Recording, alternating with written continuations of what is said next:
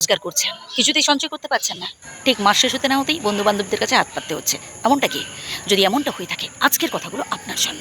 কারণ আজকে কিছু গুরুত্বপূর্ণ কথা বলবো, যেগুলো শুনলে আপনার সংসারের অভাব অনটন সব দূর হবে।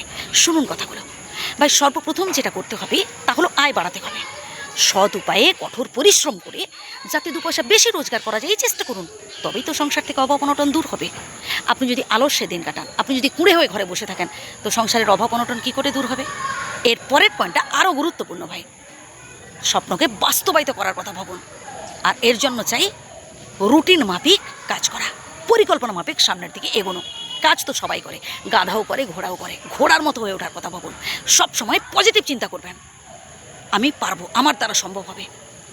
সমস্ত নেগেটিভিটিগুলো বাদ দেন।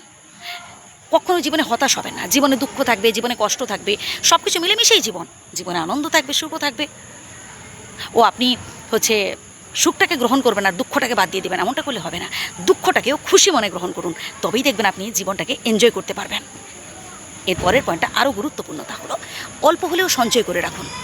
হ্যাঁ, আমি বুঝতে পারছি আপনার ইনকাম কম, আপনার রোজগার কম, তাও বলবো 2 টাকা হলেও পরের দিনের জন্য সঞ্চয় করে রাখুন। কারণ আমরা যারা গায়ে গতরে খেটে খাওয়া মানুষ, আমরা যারা দিন আনি দিন খাই মানুষ, আমরা যারা গরিব মধ্যবিত্ত মানুষ, আমাদের পরের দিনের কথাও ভাবতে হয়।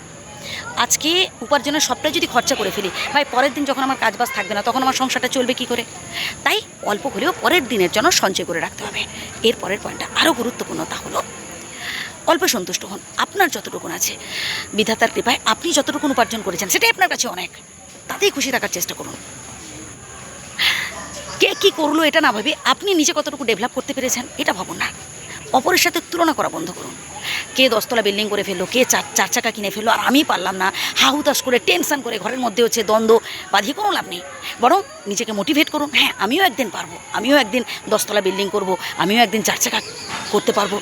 এর জন্য তো নিজেকে প্রিপেয়ার হতে হবে, এই জন্য নিজেকে তৈরি করতে হবে।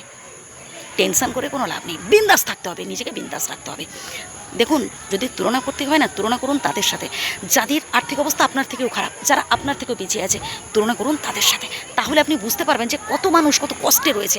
আপনার থেকেও কষ্টে রয়েছে বহু মানুষ, কার একটা হাত নেই, কার একটা পা নেই, কোন বেলা আহার জোটে তো কোন বেলা আহার জোটে না, আতপেটা হয়ে পড়ে আছে। ভাই ভাবুন না তাদের কথা, তাদের থেকে তো আপনি ভালোতেই আছেন, তাহলে এত টেনশন করছেন কেন?